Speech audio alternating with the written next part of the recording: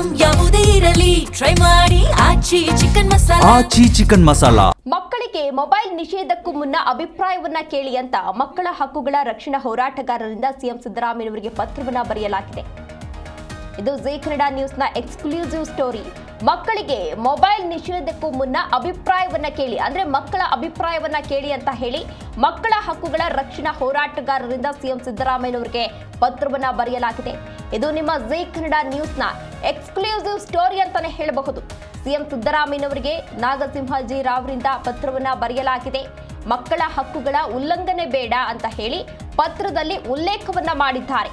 ಮಕ್ಕಳ ಭಾಗವಹಿಸುವಿಕೆ ಗೌರವಿಸುವ ಮೂಲಭೂತ ಹಕ್ಕಾಗಿದೆ ಅಂತ ಹೇಳಿ ಮನವಿಯನ್ನ ಮಾಡಿಕೊಂಡಿದ್ದಾರೆ. ರಾಜ್ಯ ಸರ್ಕಾರವು 16 ವರ್ಷದೊಳಗಿನ ಮಕ್ಕಳಿಗೆ ಮೊಬೈಲ್ನ ನಿಷೇಧಿಸಲು ತಜ್ಞರ ಸಮಿತಿಯನ್ನು ರಚಿಸಲು ಮುಂದಾಗಿರುವಂತಹ ಬೆನ್ನಲ್ಲೇ ಮಕ್ಕಳ ಹಕ್ಕುಗಳ ಹೋರಾಟಗಾರರ ನಾಗಸಿಂಹ ರಾವ್ ಅವರು ಆತಂಕವನ್ನು ವ್ಯಕ್ತಪಡಿಸಿದ್ದಾರೆ. ಮಕ್ಕಳಿಗೆ ಸಂಬಂಧಿಸಿದ ನಿರ್ಧಾರಗಳಲ್ಲಿ ಅವರ ಪಾಲ್ಗೊಳ್ಳುವಿಕೆ ಅತ್ಯಗತ್ಯ ಎಂದು ಪ್ರತಿಪಾದಿಸಿದ್ದಾರೆ.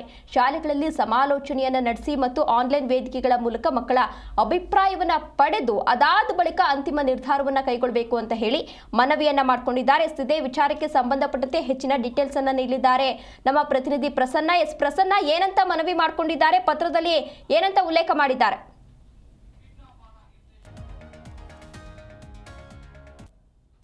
ಒಂದು ಸಂದರ್ಭದಲ್ಲಿ ನಾವು ಗಮನಿಸಬೇಕಾದ ವಿಚಾರ ಅಂದ್ರೆ WHO ಪ್ರಕಾರ 18 ವರ್ಷದವರೆಗಿನ ಏನು ವಯಸ್ಸಿನ ಮಕ್ಕಳಂತ ಸ್ವೀಕರಣ ಮಾಡಬೇಕಾಗ್ತದೆ ಅನ್ನುವಂತ ವಿಚಾರ ಹೇಳ್ತಾ ಇರುವಂತದ್ದು. ಹಾಗಾಗಿ ಇಲ್ಲಿ ಮುಖ್ಯವಾಗಿ ಮೊಬೈಲ್ ಬ್ಯಾನ್ ಅನ್ನ ಮಾಡೋದು ವಿಚಾರ ಕುರಿತಂತೆ ಸರ್ಕಾರದ ಚಿಂತನೆ ಕೂಡ ಆರಂಭ ಆಗಿರುವಂತದ್ದು.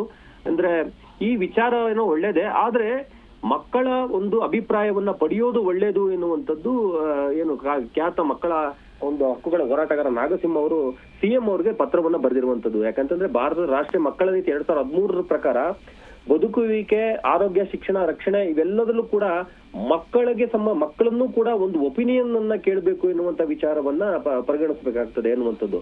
ಜೊತೆಲೆ UNCRC ಪರಿಚ್ಛೇದ 12 ಪ್ರಕಾರ ಮಕ್ಕಳು ತಮಗೆ ಸಂಬಂಧಿಸಿದ ಎಲ್ಲಾ ವಿಷಯಗಳು ತಮ್ಮ ಅಭಿಪ್ರಾಯಗಳನ್ನ ಹೇಳುವ ಹಕ್ಕಿದೆ ಎನ್ನುವಂತ ವಿಚಾರ.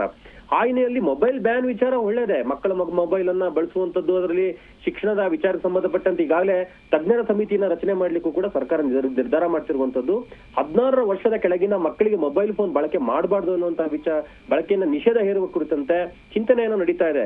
ಆದ್ರೆ ಇದಕ್ಕೆ ಮೊದಲು ಮಕ್ಕಳಿಗೆ ಸಂಬಂಧಪಟ್ಟಂತ ಅವರ ಒಂದು ಅಭಿಪ್ರಾಯವನ್ನು ಕೇಳಬೇಕು ಎನ್ನುವಂತ ಒಂದು ಪತ್ರವನ್ನು ನಾಗಸಿಂಹ ಅವರು ಸಿಎಂ ಸಿದ್ದರಾಮಯ್ಯ ಅವರಿಗೆ ಬಂದಿರುವಂತದ್ದು. ಯಾಕಂದ್ರೆ ಫ್ರಾನ್ಸ್ ನಲ್ಲಿ 2008ರಲ್ಲೇ ಪ್ರೈಮರಿ ಸೆಕೆಂಡರಿ ಮೊಬೈಲ್ ನಿಷೇಧ ಆಗಿರುವಂತದ್ದು, ಚೀನಾದಲ್ಲಿ ನಿಷೇಧ ಆಗಿದೆ, ಆಸ್ಟ್ರೇಲಿಯಾ, ಬ್ರೆಜಿಲ್ ದೇಶಗಳೆಲ್ಲ ನಿಷೇಧ ಆಗಿರುವಂತದ್ದು.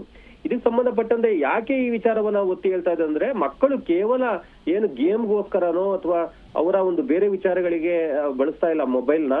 ಕೆಲವು ಮಕ್ಕಳು ಶಿಕ್ಷಣ, ಕಲಿಕೆ, ಸಂವಹನ ಮತ್ತು ಹೊಸ ಕೌಶಲ್ಯಗಳನ್ನ, ಹೊಸ ಸ್ಕಿಲ್ ಡೆವಲಪ್ಮೆಂಟ್ಗೂ ಕೂಡ ಆ ಒಂದು ಮೊಬೈಲ್ ಅನ್ನ ಬಳಸ್ತಾ ಇದ್ದಾರೆ. ಹಾಗಾಗಿ ಸಂಪೂರ್ಣ ನಿಷೇಧದ ಬದಲು ನಿಯಂತ್ರಿತ ಬಳಕೆ, ಅಂದ್ರೆ ಒಂದು ಲಿಮಿಟೆಡ್ ಯೂಸೇಜ್ ಅಂತ ಏನ್ ಕರೀತಾರೆ ಇಂಗ್ಲಿಷ್ ನಲ್ಲಿ, ನಿಯಂತ್ರಿತ ಬಳಕೆಗೆ ಪ್ರೋತ್ಸಾಹ ಕೊಡೋದು ಒಳ್ಳೇದು ಎನ್ನುವಂತ ಒಂದು ಸಲಹೆಯನ್ನ ಅವ್ರು ಕೊಟ್ಟಿರುವಂತದ್ದು. ಇದು ಒಂದು ವಿಚಾರದಲ್ಲಿ ಒಳ್ಳೇದು ಹೌದು. ಯಾಕಂದ್ರೆ ಮೊಬೈಲ್ ಅಲ್ಲಿ ಕೆಲವು ಎಷ್ಟು ಲೋಪ, ನೆಗೆಟಿವಿಟಿ ಇದೆ, ಅಷ್ಟೇ ಪಾಸಿಟಿವಿಟಿ ಕೂಡ ಮೊಬೈಲ್ ನಲ್ಲಿ ಇದೆ.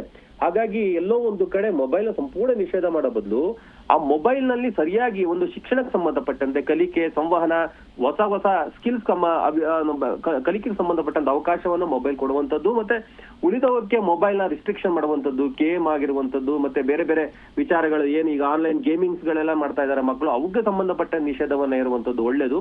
ಪೂರ್ಣ ಪ್ರಮಾಣ ನಿಷೇಧ ಇರಕ್ಕಿಂತ ನಿಯಂತ್ರಿತ ಒಂದು ಬಳಕೆಯನ್ನ ಮಾಡೋದು ಒಳ್ಳೇದು ಅನ್ನುವಂತ ವಿಚಾರವನ್ನು ಅವ್ರು ಪ್ರಸ್ತಾಪ ಮಾಡಿರುವಂತದ್ದು. ಸೃಜನಾತ್ಮಕವಾಗಿ ಇವತ್ತು ಮೊಬೈಲ್ ಬೇಕೇ ಬೇಕು. ಜೊತೆಗೆ ಒಂದು ಆನ್ಲೈನ್ ನಲ್ಲಿ ಮಕ್ಕಳ ಅಭಿಪ್ರಾಯವನ್ನ, ಈ ಒಂದು ವೇದಿಕೆಯಲ್ಲಿ ಮಕ್ಕಳ ಒಂದು ಅಭಿಪ್ರಾಯವನ್ನು ಕೂಡ ಪಡೆಯುವಂತದ್ದು ಒಳ್ಳೇದು. ಒಂದು ಆನ್ಲೈನ್ ಸರ್ವೆಯನ್ನ ಮಾಡೋದ್ರ ಮೂಲಕ ಮಾಡುವಂತದ್ದು, ಮತ್ತೆ ಸಮಾಲೋಚನಾ ಸಭೆಗಳನ್ನ ಮಾಡಿ ಆ ಮಕ್ಕಳ ಅಭಿಪ್ರಾಯವನ್ನ ಪಡೆಯೋದು ಒಳ್ಳೇದು.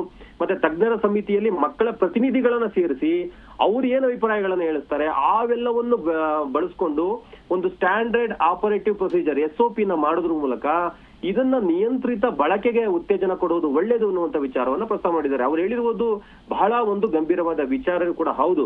ಪೂರ್ಣ ಪ್ರಮಾಣದ ಬಳಕೆಯನ್ನು ನಿಷೇಧ ಮಾಡೋಕ್ಕೂ ಬದಲು, ಯಾಕಂದ್ರೆ ಮೊಬೈಲ್ ಅನ್ನೋದು ಫಿಂಗರ್ ಟಿಪ್ ನಲ್ಲಿ ಇವತ್ತು ಎಲ್ಲಾ ಒಂದು ಮಾಹಿತಿ ಸಿಗೋ ಹಿನ್ನೆಲೆಯಲ್ಲಿ ಮಕ್ಕಳನ್ನ ಸಂಪೂರ್ಣವಾಗಿ ಅದರಿಂದ ದೂರ ಇಡೋ ಬದಲು ಮಕ್ಕಳನ್ನ ನಿಯಂತ್ರಿತ ಬಳಕೆಗೆ ಅವಕಾಶವನ್ನು ಕೊಡುವಂತದ್ದು, ಮಕ್ಕಳ ಮನಸ್ಸಲ್ಲಿ ಇದಕ್ಕೆ ಸಂಬಂಧಪಟ್ಟಂತೆ ಏನು ಅಭಿಪ್ರಾಯ ಇದೆ ಅದನ್ನ ನಾವು ಗೌರವಿಸಬೇಕು ಮತ್ತೆ ಸಮರ್ಥಿಸಬೇಕು ಅಂತ ಒಂದು ಸಮಗ್ರ ನೀತಿಯನ್ನ ರಚಿಸಬೇಕು. ಯಾಕಂದ್ರೆ ಮಕ್ಕಳಿಗೋಸ್ಕರನೇ ಈ ರೀತಿ ರಚನೆ ಮಾಡ್ತಿರೋ ಹಿನ್ನೆಲೆಯಲ್ಲಿ ಮಕ್ಕಳದನ್ನ ಒಪ್ಪಿದಾಗ ಆ ಒಂದು ನೀತಿ ಹೆಚ್ಚು ಪ್ರಭಾವಶೀಲವಾಗಿ ಬಳಕೆಗೆ ಒಳಗಾಗುತ್ತೆ ಅನ್ನುವಂಥದ್ದು ಇಲ್ಲಿ ಒಂದು ವ್ಯೂ ಅನ್ನ ನಾವು ನೋಡಬಹುದಾಗಿದೆ. ತೇಜಸ್ವಿನಿ.